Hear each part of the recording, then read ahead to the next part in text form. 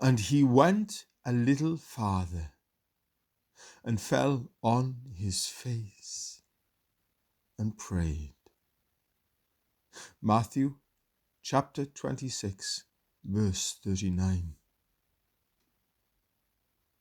There are several instructive features in our Saviour's prayer in his hour of trial. It was a lonely prayer. He withdrew even from his three favored disciples.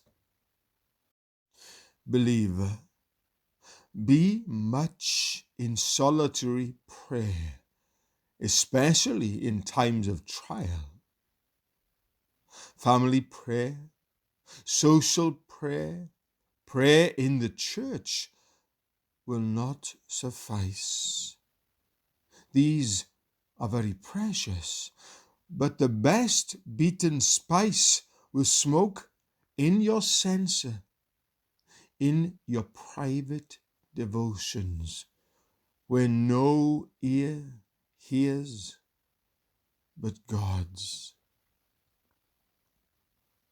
It was humble prayer. Luke says he knelt, but another evangelist says he fell on his face. Where then must be thy place, thou humble servant of the great Master? What dust and ashes should cover thy head? Humility gives us good foothold in prayer. There is no hope of prevalence with God unless we abase ourselves, that he may exalt us in due time. It was filial prayer. Abba, Father. You will find it a stronghold in the day of trial to plead your adoption. You have no rights as a subject. You have forfeited them by your treason. But nothing can forfeit a child's right to a father's protection. Be not afraid to say, my Father. Hear my cry. Observe that it was persevering prayer. He prayed 3 times. Cease not until you prevail.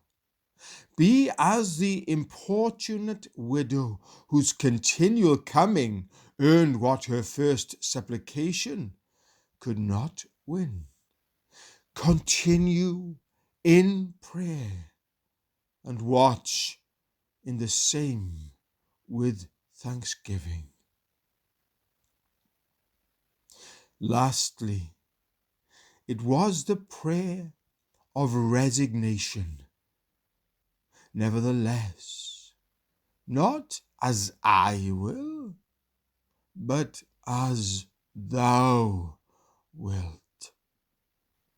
Yield, and God yields.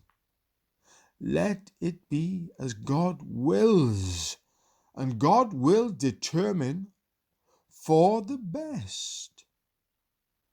Be thou content to leave thy prayer in his hands, who knows when to give, and how to give, and what to give, and what to withhold.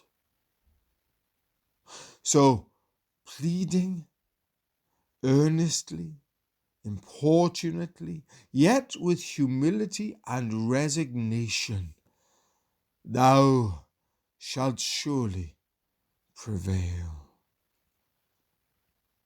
And he went a little farther and fell on his face and prayed. Matthew chapter 26, verse 39.